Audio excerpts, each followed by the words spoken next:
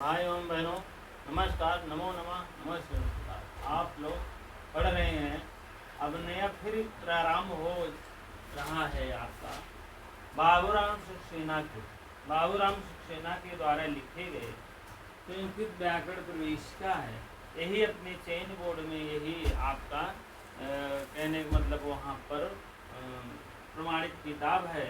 और इसी पे हम लोग मतलब क्वेश्चन आता है, प्रश्न आता है और यही मानते भी हैं चयन बोर्ड की तरफ से। ठीक है। और से बहुत से इससे अच्छे व्याकरण है, मत लीजिए, लेकिन ये गागर में सागर भरने का कार्य किए हैं, जान लीजिएगा। इसीलिए छोटी छोटी शब्दों को बहुत देखा जाए विस्तृत कर दिया जाता है। अभी जैसे संधि समास देखेंगे, छोटे से सूत्रों को दे दिए हैं, उधर निरूपण भी कर दिए हैं, संधि समास कारक ऐसे मतलब दिए गए हैं। और बहुत बुक में यही बहुत व्याख्या में किया गया है। तो अब देखिए, यही बुक हमारे ग्रंथ में यही ग्रंथ हमारे चयन बोर्ड तरफ से जो है प्रमाणित है, यही हम पढ़ना चाहेंगे, यही में हमारी भलाई है, यही में अच्छा है। ठीक है। इसीलिए हमने सोचा कि संधि मैंने बता दिया था, सात्विक क्वेश्चन। ठीक, 7 आपका स्वर, 7 विसर्ग, 7 व्यंजन, 7 विसर्ग, 7 हो गया था सात्विक क्वेश्चन। उसके बाद मैंने कारक प्रकरण शुरू से लेकर अंत तक एक एक सूत्रों का निरूपण करके, व्याख्या करके सब कुछ समाप्त कर दिया। उसके बाद मैंने समास प्रकरण मैंने शुरू से अंत तक जितने समास थे, जितने मतलब उसके सूत्र अर्थ थे, सब कुछ निरूपण करके व्याख्या करके आगे कर दिए हैं। उसके बाद हमारी मांग बढ़ी, हमारी कुछ भाई बहन बताए कि इसको शुरू से एक बार फिर से और बड़ी विचार फिर से संधि चलेंगे। अब की बार ऐसे संधि चलेंगे, वार्तिक आएगा तो वार्तिक भी कर देंगे, संधि आएगा संधि भी कर देंगे। ठीक है। पिछले बार संधि तो किए थे, लेकिन वार्तिक नहीं किए थे, क्योंकि वो थोड़ा सा हमें ऑल लेवल पढ़ा रहा था, इसीलिए उसको नहीं किए थे। एक सिर्फ ओनली फॉरवर्ड टीजीटी और यूपी टीजीटी हो, और नहीं कुछ हम पढ़ाने चल रहे हैं। और आपका आ रहा है दायरा में, चाहे जो आ रहा है आप हो जाइए, एलटी भी और पीजीटी के लिए जान लीजिए कारगर। तो आप लोग आज पढ़ेंगे प्राकथन से शुरू से व्याकरण शास्त्र कैसे है, कैसे नहीं है। ठीक है। अब सबसे पहले है व्याकरण शास्त्र जितना भी विस्तृत और सूक्ष्म अध्ययन संस्कृत भाषा में हुआ है, उतना अन्य भाषा में नहीं हुआ। जितना विस्तृत कहने का मतलब ये संस्कृत भाषा में हुआ है, उतना अन्य किसी भाषा में नहीं हुआ है। व्याकरण को सांग वेद का मुख्य बताया गया है। व्याकरण को कहा जाता है? सांग वेद मुख्य। अब यहीं आप हेडिंग डालते रहिए, सांग वेद मुख्य, ऐसे नोट्स बनाते चलेंगे जो जो आपका इम्पोर्टेंट है। अब व्याकरण शास्त्र को सांग वेद मुख्य कहा जाता है। अब एक क्वेश्चन पूछ लिया जाएगा, व्याकरण को किन किन नामों से जानते हैं, सांग वेद मुख्य, और भी तो नहीं समझ में आता है। तो इसीलिए एक एक बातों को देख लीजिए, अभी टाइम है हमारे आपके पास, इसीलिए हमारे पास पढ़ाने का, आपके पास पढ़ने का अभी समय है, तो इसका सही उत्तर दिया जाए। झारखंड पीजीटी डाले हैं 9 बजे मिलिए, वो बात अलग है, लेकिन ये भी पढ़ते हैं। चलिए, वेद मुख्य कहा जाता है। वैदिक युग में से ही शब्द की प्रशंसा मीमांसा की ओर भारतीय मनुष्यों की बुद्धि दौड़ती है। कहने का मतलब जो भी आप कार्य करेंगे तो पुराने तौर से ही चलेंगे। तो ऐसे जो मनुष्यों हमारे ऋषि हैं, ऋषि लोग, तो वैदिक युग शब्दों की मीमांसा लेकर ही चलाते हैं। उसी को भारतीय मनुष्यों की वृद्धि होती है, वृद्धि दौड़ती है। उच्चारण पर विचार करने वाले वेदांग शिक्षा प्रतिपादन के लिए प्रतिसांख्यों की रचना की गई है। कहने का मतलब वेद और वेदांग, 4 वेद है, वेदांग 6 है। ठीक है। तो वेदों के अंग कहा जाता है। ठीक है। और उसका जो है वेदों के अंगों में हम लोग भी चर्चा करेंगे, ऐसा नहीं है। ठीक है। तो हम लोग देखेंगे प्रतिपादन प्रतिसांख्यों द्वारा रचना की। वेदांगों की शिक्षा जो है, आप दूसरा लिख लीजिए, वेदांगों की शिक्षा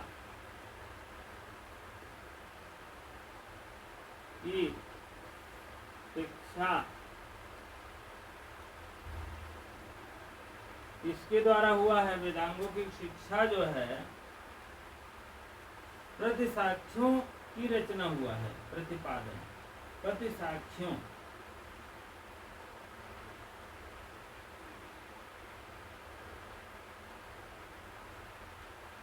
ठीक है, प्रतिसाक्ष्यों द्वारा रचना हुआ है। ठीक है, और इसके उपरांत यास्क मुनि ने शब्द निरूपण में, अब देखिए यास्क मुनि देख लीजिए, यास्क मुनि ने रचना किया है। किसका रचना किया है? यास्क मुनि ने सर्वप्रथम चतुर्विभाजन में किया गया। चतुर्विध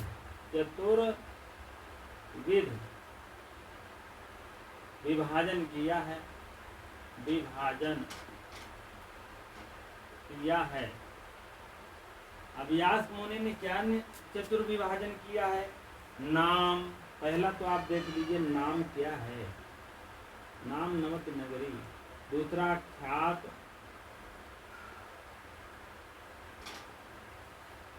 नाम, आख्यात, उपसर्ग निपात, उपसर्ग निपात।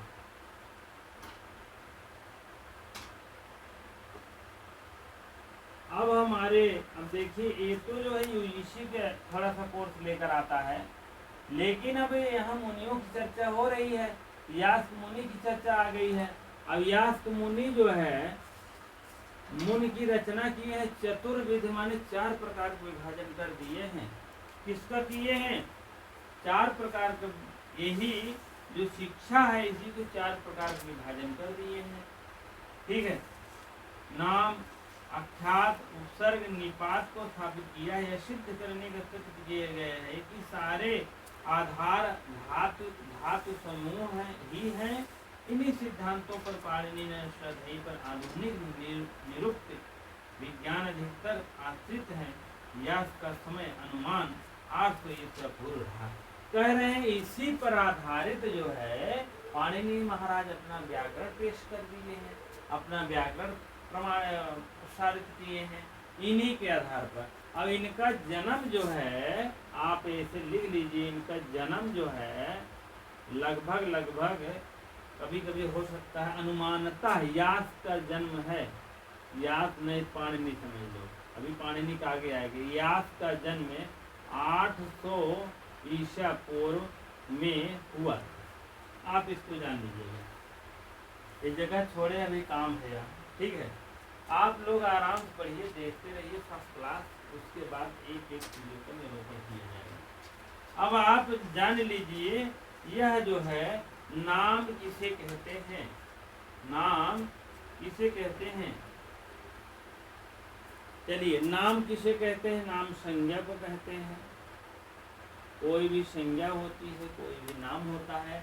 अब संज्ञा name, place, things, animal, person को नाउन कहते हैं। वही हो गया, हिंदी हो गया।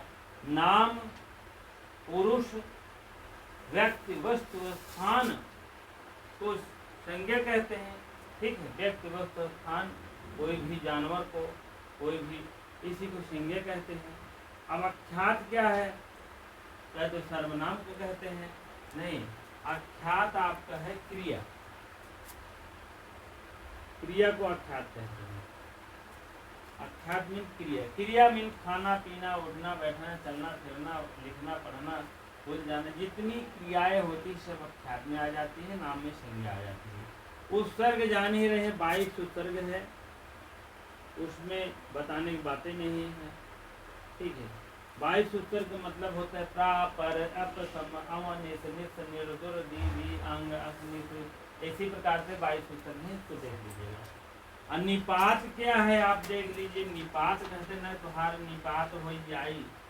निपात अव्यय शब्द है, आप देख लीजिए। अपव्यय जो खर्च ना हो भैया वही अपव्यय है। सीधे सीधे उसका ना कोई रूप चलता है, ना कोई और कुछ चलता है, सिर्फ सीधे सीधे निपात होता है, उसी को निपात कहते हैं। जैसे वह धीरे धीरे चलता है। धीरे धीरे क्या है? धीरे धीरे ये क्या है? निपात है। ठीक है। और कभी कभी कभी कभी निपात की 3 कोटियां होती। सबसे पहले इसको जान लीजिए, 3 कोटियां, निपात की 3 कोटियां।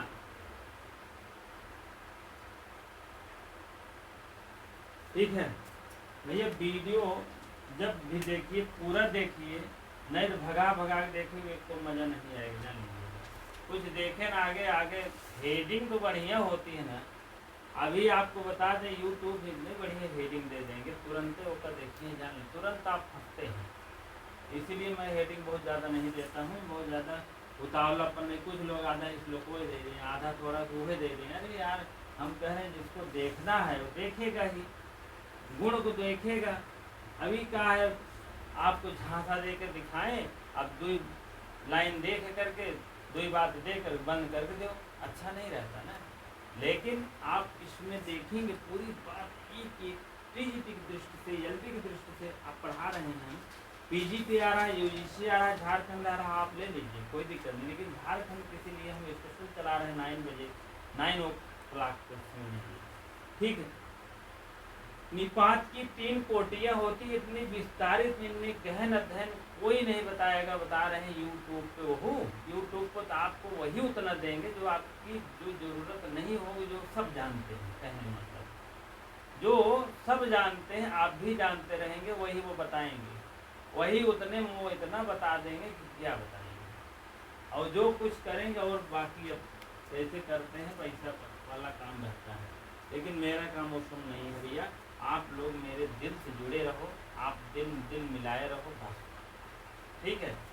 चलिए, निपात की 3 कोटियां होती है। सबसे पहले उपमार्थक होता है। ये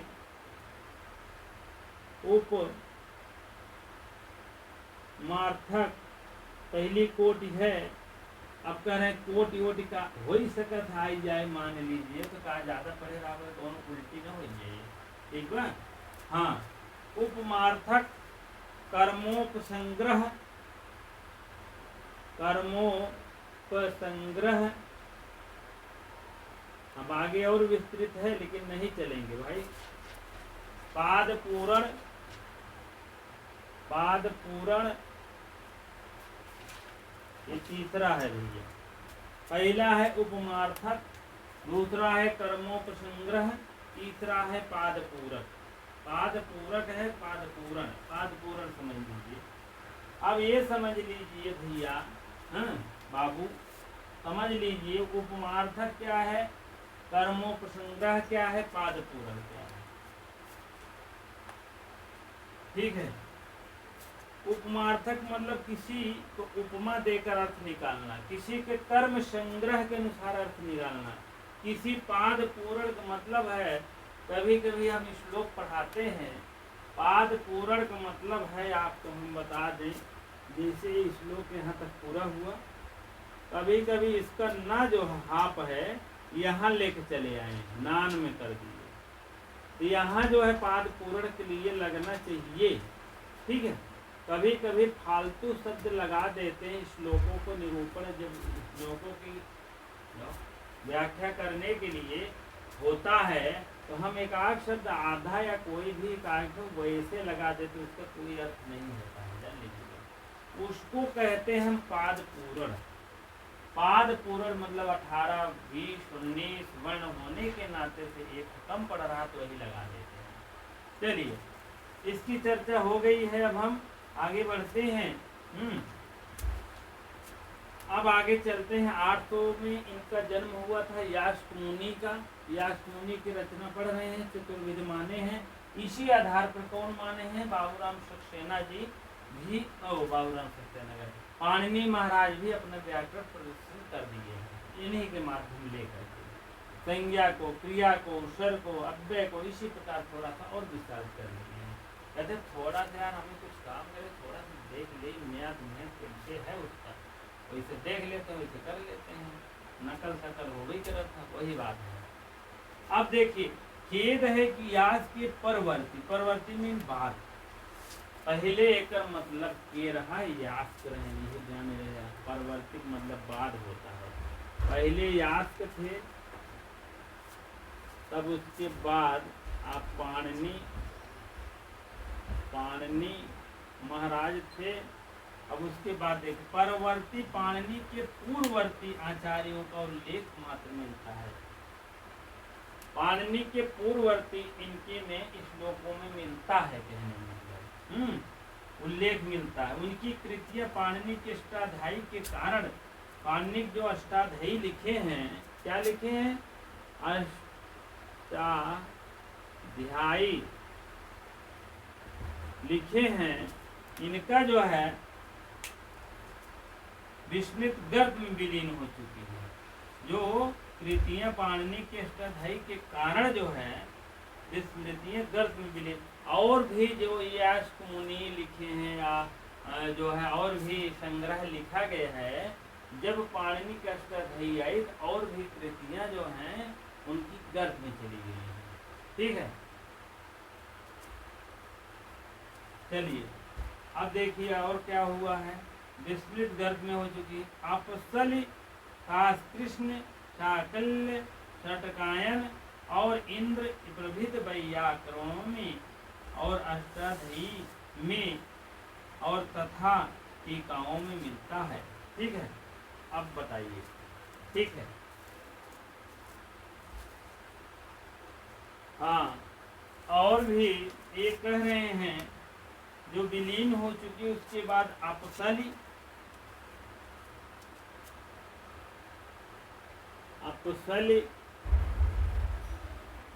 पहला, दूसरा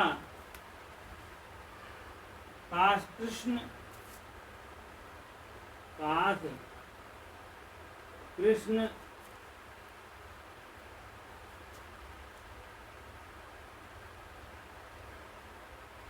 कृष्ण और तीसरा साकल्य, और चौथा षटकायन। यह सब टीका जो है भैया, यह सब टीका इंद्र प्रभृत वैयाकरणियों ने उल्लेख किया। इंद्र प्रभृत के द्वारा जो है, इंद्र प्रभृत वैयाकरणियों ने अपना निरूपण किया। और उसके बाद आप जान लीजिए, अष्टाध्यायी में, पाणिनि की अष्टाध्यायी में तथा बाद की टीकाओं में मिलता है। पाणिनि जो अष्टाध्यायी लिखे थे, पाणिनि की अष्टाध्यायी में इनका निरूपण मिलता है। ठीक है, पाणिनि के अष्टाध्यायी में इनका जो है निरूपण मिलता है। ठीक है, अष्टाध्यायी के बाद जो है, के बाद टीकाओं मिलता है। इनके बाद, पाणिनि के अष्टाध्यायी के बाद ये सब भी टीका मिलता है। और इंद्र व्याकरण की एक प्रतिष्ठित क्या कहते हैं, संप्रदाय, इंद्र व्याकरण, यही इंद्र व्याकरण पहले चलता था। कहने का मतलब यही इंद्र व्याकरण जो है संप्रदाय के कुछ दिनों तक रहा। कहने का मतलब पाणिनि की व्याकरण नहीं आई थी, तो यही व्याकरण शास्त्र में इंद्र व्याकरण के नाम से जाना जाता था। इंद्र व्याकरण के नाम से इनको जाना जाता था। अब इंद्र व्याकरण के नाम से जाना जाता था। ठीक है, उसके बाद जब इनकी पाणिनि की व्याकरण अष्टाध्यायी आई, तब क्या हुआ, के बाद टीकाओं मिलता है। इंद्र व्याकरण का प्रतिष्ठित संप्रदाय बहुत दिनों तक रहा। इस इंद्र व्याकरण का संप्रदाय जो है बहुत दिनों तक रहा। तब क्या हुआ, इसका अनुसरण कौन किए थे? चीनी है स्वांग तिब्बती इतिहासकार के अनुसार कायाकलाप व्याकरण ने किया था। इसका कहने का मतलब चीनी है स्वांग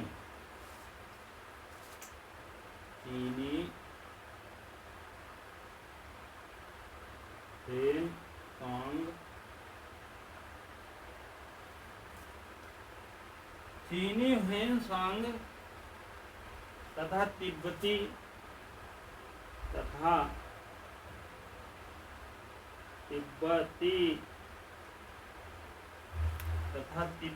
इतिहासकार तारानाथ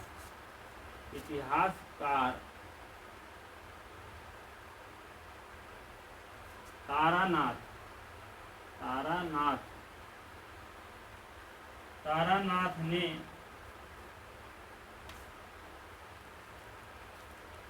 के अनुसार कलाप व्याकरण ने किया। कलाप व्याकरण ने किया। अब देखिए, ये चीनी होने सांग तथा तिब्बती के इतिहासकार तारानाथ हैं, तो बहुत इस व्याकरण पर अष्टाध्यायी के बहुत व्याख्या की है, बहुत अच्छा माने वही बात है। हाँ, इंद्र व्याकरण की बहुत दिनों तक रहा, इसका इंद्र व्याकरण की बात कर रहे हैं। पहले इंद्र व्याकरण चलता था ना, और काया व्याकरण ने किया। तैत्तिरीय संहिता में इंद्र व्याकरण का सर्वप्रथम रहा। इसको भी लिखते चलिए, तैत्तिरीय व्याकरण में, तैत्तिरीय उपनिषद होगा, तैत्तिरीय संहिता के अनुसार, तैत्तिरीय संहिता के अनुसार,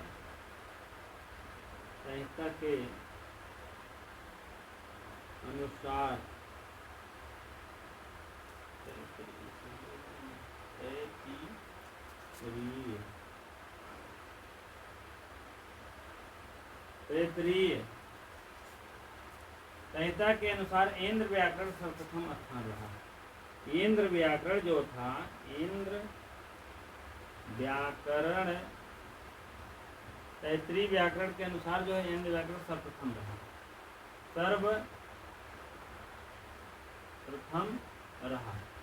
कहने का मतलब आप जान लीजिए, हेन सांग तो आयन एकर बखान करबे कहने इंद्र व्याकरण का, और उसके बाद काया व्याकरण ने किया। कहने मतलब तारानाथ ये दोनों मिला आ करके बहुत बढ़िया व्याकरण का, बहुत बढ़िया, कहने का मतलब उसका क्या कहते हैं, प्रशंसा किया।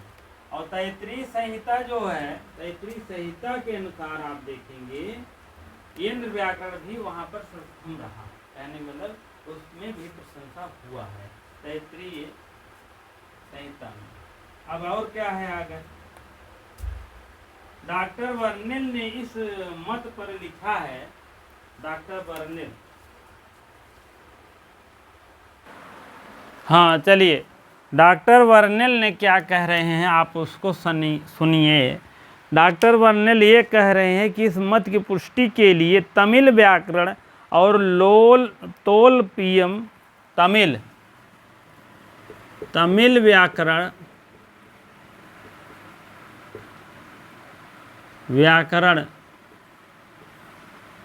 पहला, और दूसरा आप देखेंगे तोलपियम, तो तोल का है क्या, तोलका पियम, ये दो व्याकरण है।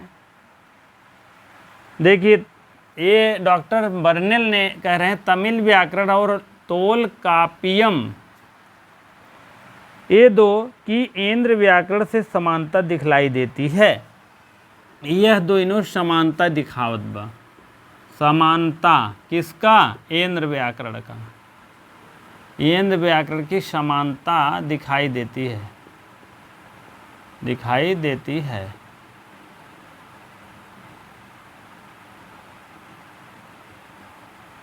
ठीक है, अब आगे आप देखिए,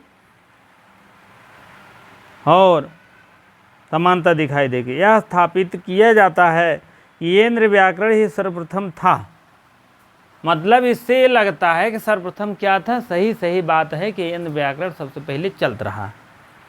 काफ़ी लोग के अनुसार, प्रमाणित के अनुसार अब 2 इतिहासकार भी आ गए, डॉक्टर बर्नेल आ गए, तमाम ऐसे ऐसे गवाहों के अनुसार पता लगता है कि बहुत फेमस ही था।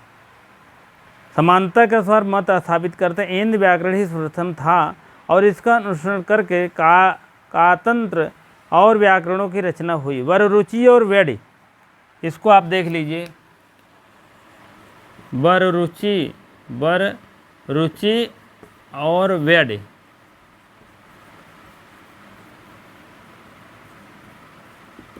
अब इनके अनुसार क्या कहना है देख लीजिए। वेद के व्याकरण के संप्रदाय थे ये भी, और इंद्र व्याकरण की मुख्य विशेषता थी। इनका भी इंद्र व्याकरण की मुख्य विशेषता थी। इंद्र व्याकरण की मुख्य विशेषता थी, मुख्य विशेषता। और इनकी परिभाषा है पाणिनि की परिभाषाओं से जटिल और प्रौढ़ नहीं है। इनकी परिभाषा जो है कैसी थी, इनकी जो परिभाषा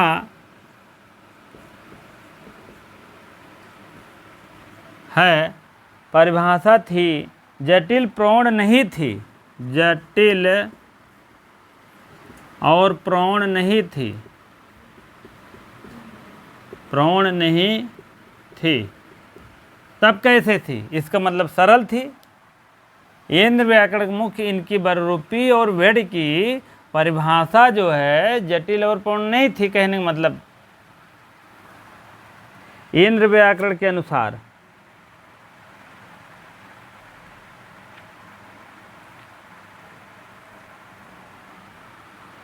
कहने का मतलब है इंद्र व्याकरण की परिभाषा के विषय में कह रहे हैं। इंद्र व्याकरण की जो मुख्य इनकी जो परिभाषा थी वह जो है, मतलब इंद्र व्याकरण की जो परिभाषा या व्याकरण था वह बररुचि और वेद कह रहे हैं जटिल और प्रौढ़ नहीं थी। तब क्या थी, सरल थी। जबकि जो ये व्याकरण पाणिनि महाराज वाला है जटिल है, प्रौढ़ है। कहने मतलब सरल थी, लिख देना, सरल थी। और आगे क्या कहना है, संभवतः कम से कम 2 संप्रदायों के पाणिनि की पूर्व प्रवर्तित हुई, ऐसे आधुनिकारों विचारों का अनुमान है। संभवतः जो 2 संप्रदाय पाणिनि के प्रवर्तित हुए और आधुनिक विचारों का अनुमान। आधुनिक माने अब जो विचार क्या कहते हैं वैयाकरण हैं उनका अनुमान है कि हाँ सही था। दूसरा पॉइंट के अनुसार हम आ जाएंगे। पहले पॉइंट ये है, दूसरे पॉइंट आप डाल दीजिएगा ऐसे, उसके बाद तब हम लिखेंगे इसमें। पाणिनि का अत्यंत संक्षिप्त रूप विस्तृत और अत्यंत सुदृढ़ व्याकरण लिखने पर संसार व्याख्या हो गए। पाणिनि जो व्याकरण लिखा गया पाणिनि महाराज का, इसमें हेडिंग डाल दीजिए पाणिनि व्याकरण, पाणिनि का व्याकरण। पाणिनि जब व्याकरण लिखा गया पूरे संसार जो है लोग पूरा क्या हुआ, इस भाषा से जो है अवगत हो गए और इस संक्षिप्त भाषा में लिखे गए सुदृढ़ व्याकरण लिखने के संसार को पूरा विख्यात हो गए। क्योंकि कुछ विद्वान लोग थे तो वो विख्यात कर दिए, क्योंकि विद्वान लोग बातें समझ लेते थे और पाणिनि की भाषा जो है बहुत कम समझ पाते थे, बहुत प्रौढ़, बहुत कठिन थी, जटिल थी जान लीजिए। अब जाकर के बहुत सी किताबें लिखी, बहुत सी किताबों का ग्रंथकार भी, चाहे लघु सिद्धांत कौमुदी हो, चाहे जो भी हो, बना करके अपना थोड़ा थोड़ा तो सरलतम भाषा में कर दिए हैं। वही ग्रंथ की विवेचना जो है वैज्ञानिक विवेचना के अनुसार जो है वह शैली अनुपमा और भिन्न रही और इसके टक्कर में कोई भी अन्य पुस्तक नहीं बनी। इसके टक्कर में पाणिनि व्याकरण जो बना है, इसके टक्कर में कोई नहीं बना जान ली, अभी तक भी है और मिली। और यह वाद विवाद उपरांत डॉक्टर वसुदेव का कहते हैं, वसुदेव सर बहुत इम्पॉर्टेंट है जान लीजिए। डॉक्टर 2-3 डॉक्टर मिले हैं, डॉक्टर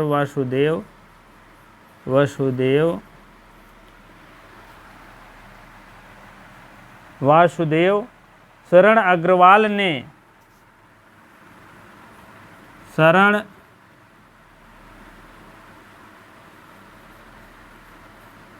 अग्रवाल ने नोट्स बनाते चलिएगा।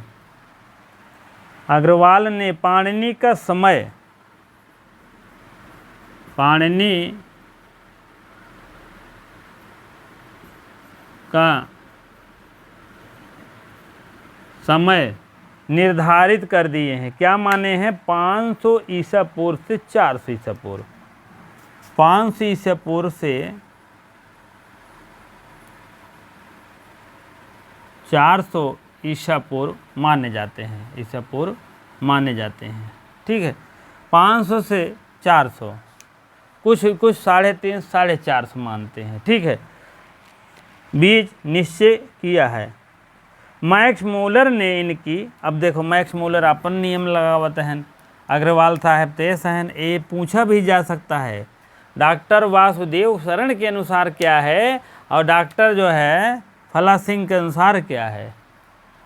मैक्स मूलर ये भी विद्वान टाइप आदमी थे, मैक्स मूलर। अब लिखते चलिएगा भैया। मूलर इनकी तिथि जो है, इनकी तिथि घोषणा करें है के अनुसार लिख दिया। क्या माने हैं? 350 से निर्धारित की है। वही तो बता रहे हैं, 350 से निर्धारित किया है।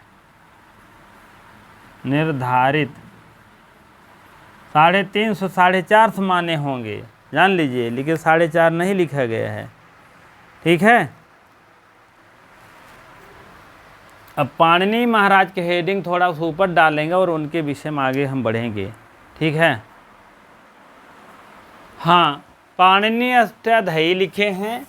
पहला राइटर इनका भी लिखवाया मैंने, फिर से लिखवा रहा हूँ। डॉक्टर वासुदेव शरण अग्रवाल जो है 500 से 400 ईसा पूर्व माने हैं, लेकिन मैक्स मूलर 350 ईसा पूर्व माने हैं। चलिए, पाणिनि के जीवनी के विषय में इतना ही ज्ञात होता है कि आधुनिक अटक सालातुर निवासी, अटक जिला था। जिला कौन था? अटक।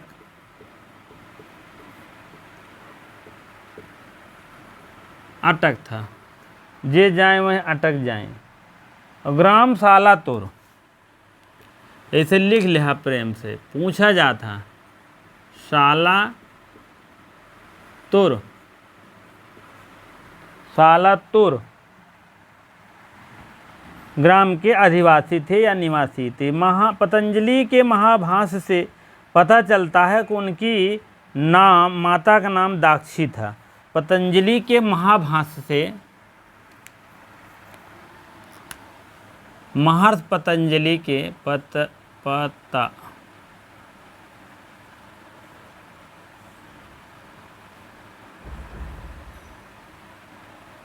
पतंजलि, अरे यार, महर्षि के पतंजलि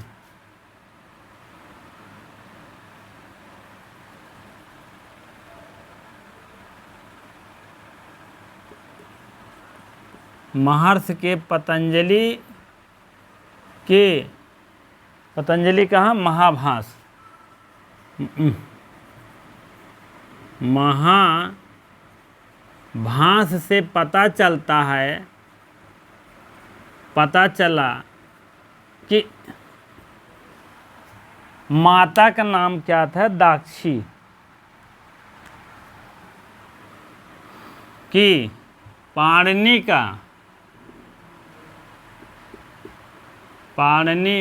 के माता का नाम, नहीं तो इनके माता का नहीं समझ लिया। पाणिनि की माता का नाम दाक्षी था। ठीक है, दाक्षी था। और कथा सरित सागर के अनुसार, तरंग के अनुसार उपवर्ष और शिष्य कथा, कथा सरित सागर चरित्र तरंग, एक कथा के अनुसार वह उपवर्ष शिष्य तथा कात्यायन व्यय और इंद्रदत्त समकालीन थे। अब बतावा, ये हेडिंग लिखा है इसे, कथा सरित सागर के अनुसार पहला पॉइंट। दूसरा पॉइंट, कथा सरित सागर के अनुसार, मतलब एक कथा सरित सागर के अनुसार पता चला कि तीनों मिला दोस्त रहे। ठीक है। चरित्र तरंग के अनुसार, चरित्र चतुर्थ तरंग, तरंग बहुत रहा होगा ना, चतुर्थ अनुसार जान लीजिएगा कौन था वो। उपवर्ष शिष्य, उनके शिष्य थे। कौन थे? शिष्य,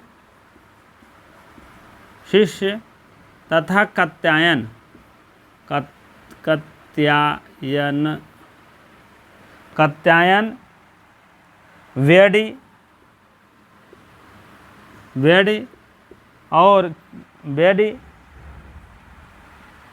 इंद्रदत्त,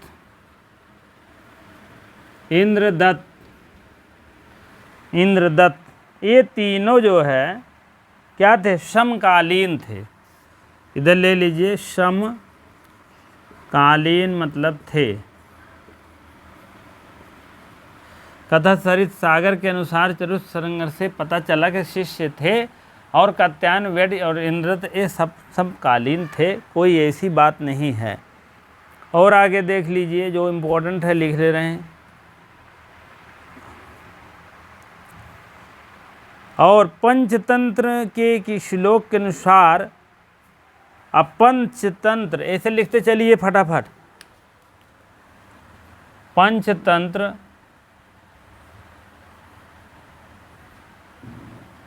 के श्लोक के अनुसार, एक श्लोक है उसके अनुसार यह मिला कि इनकी माता जी के जो है व्याघ्र द्वारा मृत्यु हो गई थी। ठीक है। पंचतंत्र एक श्लोक के अनुसार उनकी माता, बहुत बहुत इम्पोर्टेंट है, जान लीजिए सब। उनकी मृत्यु जो है व्याघ्र के हाथों से हुआ था। किसकी? उनकी मृत्यु, माता नहीं यार, उनकी मृत्यु जो है, किसकी मृत्यु? प्रोनाउन में दे दिए हैं, यही पाणिनि की मृत्यु। पाणिनि,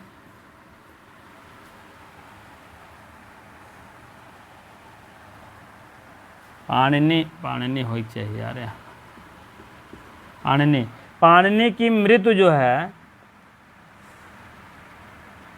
और पंचतंत्र एक श्लोक के अनुसार उनकी मृत्यु जो है व्याघ्र हाथों से हुई। पाणिनि की मृत्यु व्याघ्र मीन बाघों द्वारा हुआ था, के हाथ हुआ था या हुई थी। ठीक है। अब आगे लिखेंगे, पाणिनि के अध्ययन में प्रखर न थे। पाणिनि अध्ययन में प्रखर न थे। अब पाणिनि अध्ययन में अधिक प्रखर नहीं थे, तब क्या थे? पाणिनि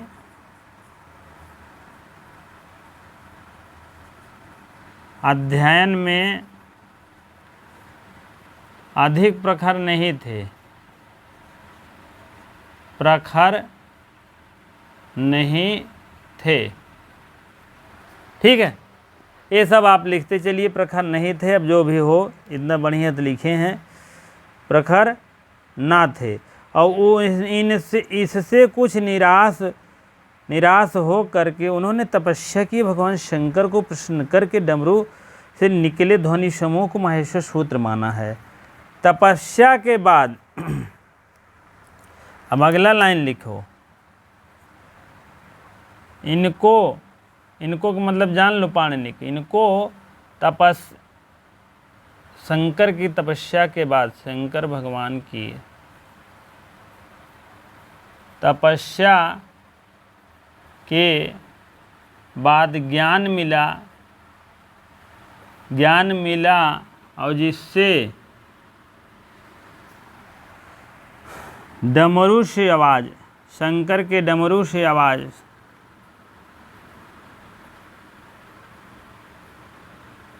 से, शंकर के डमरू से क्या निकाले थे? माहेश्वर सूत्र निकाले थे।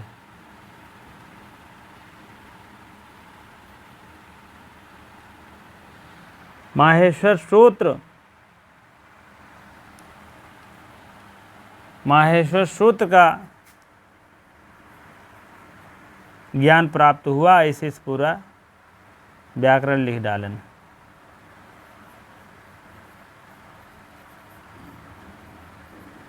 ठीक है। पाणिनि जो है, पाणिनि के माहेश्वर सूत्र नाम वाले माहेश्वर सूत्र द्वारा पाणिनि के व्याकरण के मार्गदर्शन पर निर्मित रहे और उन्होंने रूपरेखा बनाई, समझ में आया।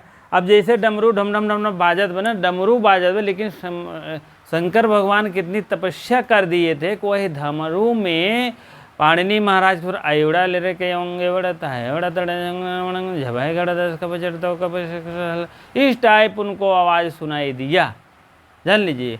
अब डमरुआ थोड़ो आई उड़ा ले रहे के आवेंगे वो चाहे बर निकला, कोई डमरू निकाल दो, नहीं निकला है। ठीक है, तब क्या निकला है उनको जो है, अब जैसे आप किसी श्रद्धा भक्ति अगर आप कोई लीन करोगे तो आप कुछ होगा तो, लेकिन आपको कुछ दिखाई देगा।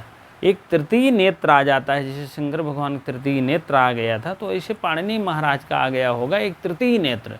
अब खुश हुए, डमरू बजाने लगे, मान लीजिए, कल्पना कीजिए, खुश हुए, डमरू बजाने लगे। अब डमरू में उनको बजाए तो डमरू भगवान शंकर, लेकिन उनको ज्ञान स्वरूप में अपना आयुड़ा लिखे होंगे वो छायरट मणगम झबे गणदस कप चढ़तो कपेशर हल, यह सब उनको सुनाई दे। इसी पूरा व्याकरण जो है, पूरा व्याकरण जो ग्रंथ है उसका पूरा प्रतिपादन कर दिए पाणिनि महाराज, जान लीजिएगा। ठीक है, चलिए अब इसमें देखते हैं आगे क्या होता है।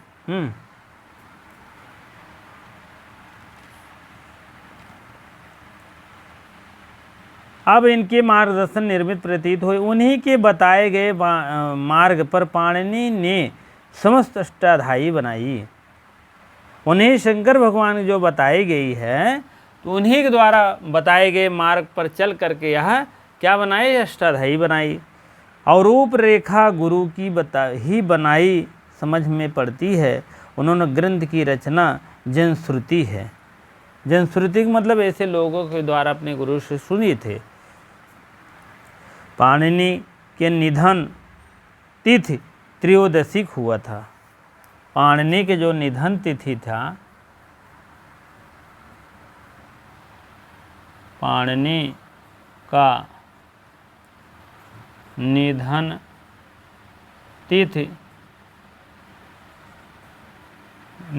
तिथि त्रयोदशी हुआ था। त्रयोदशी को हुआ था, त्रयोदशी हुआ था। ठीक है,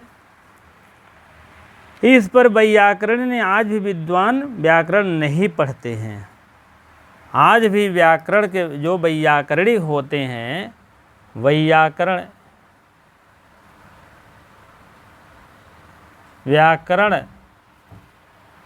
जो वैयाकरणिक है, विद्वान है,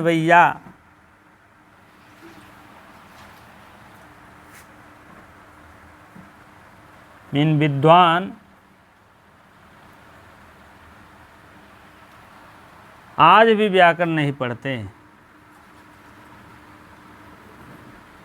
व्याकरण नहीं पढ़ते। किस दिन? इस त्रयोदशी के दिन।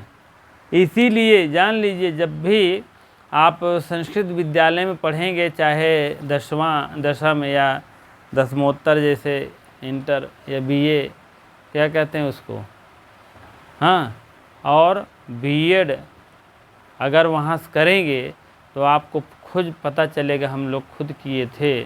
ठीक है, तो वहाँ 2 छुट्टियाँ होती हैं, संडे फंडे की छुट्टी नहीं होती, जान लीजिए। ठीक है, हम लोग को बहुत अजीब लगता था। ठीक है, क्योंकि ऐसे पूरी डिग्री इधर से हुआ था, और एक डिग्री हम लोग को संस्कृत पढ़ने के नाते से जो है हम लोग को मिल गया था फर्स्ट कॉलेज। ठीक है, तो वहाँ देख रहे थे प्रतिपदा और त्रयोदशी, अष्टमी और प्रतिपदा को छुट्टी होती थी। एक 15 दिन पो आता है, 15 दिन पो आता है, तो 27-28 दिन पढ़ जाता है। जैसे 7वां-8वां दिन पे संडे पढ़ता है, तो ऐसे समझ लीजिए 6वां-7वां दिन पढ़ता था। कभी 6 दिन, कभी 7 दिन, कभी 8 दिन, इस टाइप एक दिन को होता था। जान लीजिए प्रतिपदा और अष्टमी के दिन छुट्टी होती थी। तो हम लोग अपना अजीब लगता था एक बार। चलिए ठीक है, क्योंकि इनकी जो तिथि थी त्रयोदशी दिन हुआ था। पाणिनि महाराज, पाणिनि व्याकरणाचार्य है ही, व्याकरण का प्रतिपादन ही किया था, और इनका नाम दाक्षी है, और दाक्षी पाणिनि की मृत्यु जो है व्याघ्र द्वारा हुआ था। अब व्याघ्र द्वारा हुआ था, लेकिन कह रहे हैं त्रयोदशी के दिन हुआ था। हाँ, और इसी के द्वारा जो है इनकी माता का तो नहीं हुआ। हाँ ठीक है,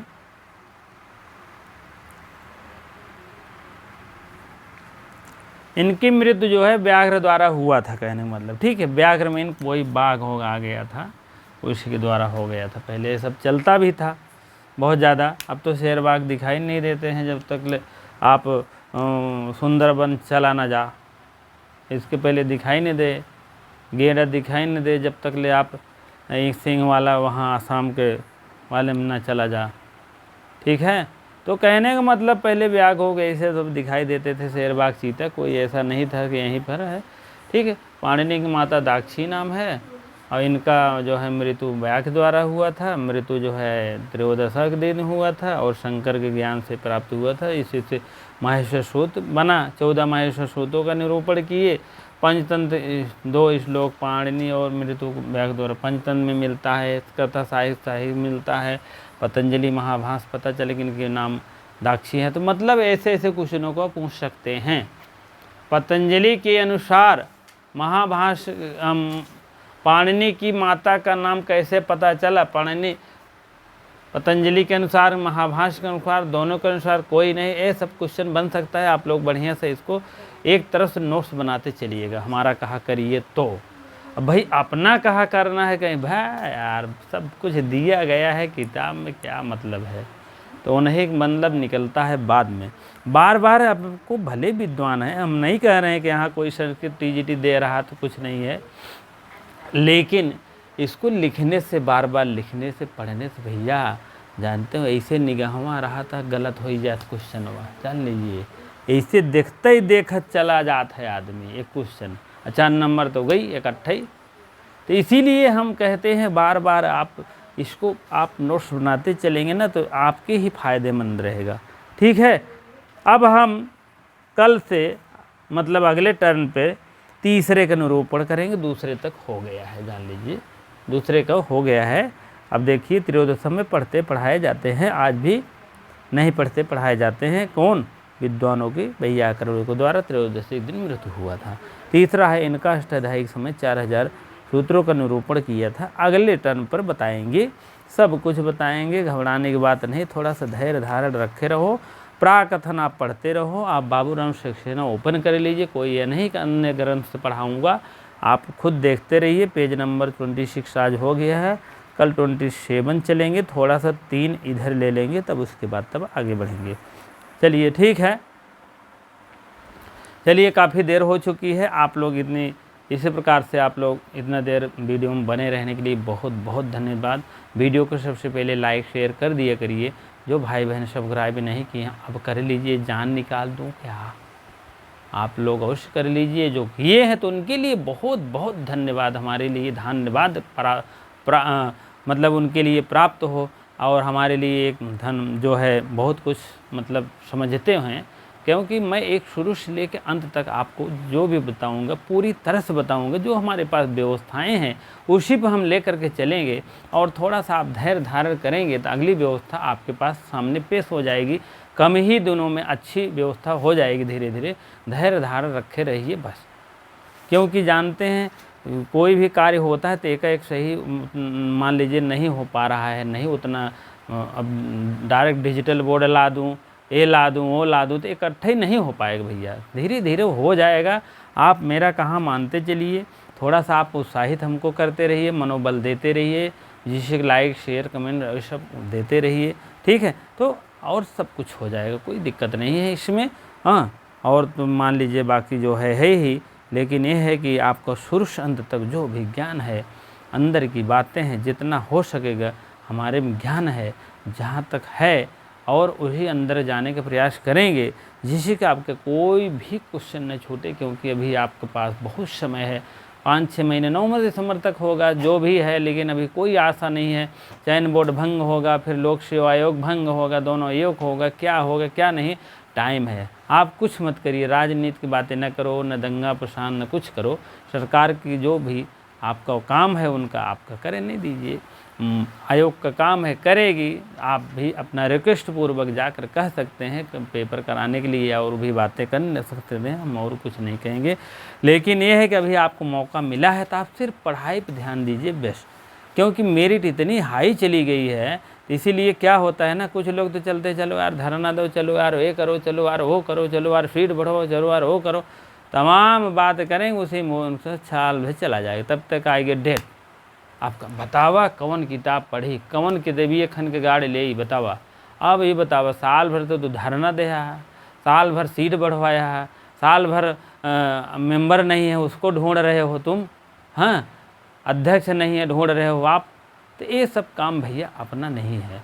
रिक्वेस्ट पूर्वक बातें आप कभी जा करके 1-2 दिन कह सकते हो, लेकिन धारणा दे कि वहीं एक साल भजिन बैठा रहा भैया सीट बढ़वाई के रखब, ये करेंगे वो करेंगे वो करेंगे, कुछ नहीं कर सकते। जो आप सरकार की मंशा है वही करेगी, कोई ऐसा नहीं है। सरकार को जैसे ज़रूरत पड़ेगी वैसे वैसे करती रहती है, क्या करेंगे, कुछ नहीं, चिल्लाने से होगा।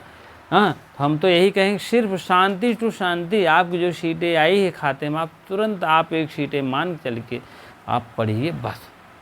झारखंडी भी आई है, पीजीटी 9 बजे क्लास चलती है, उसमें भी आप भाग लीजिए। इसी प्रकार से आप लोग पढ़ते रहिए, पढ़ने के सिवा मेहनत के सिवा और कोई रास्ता है ही नहीं है। ठीक है, चलिए ठीक है, बहुत बहुत धन्यवाद।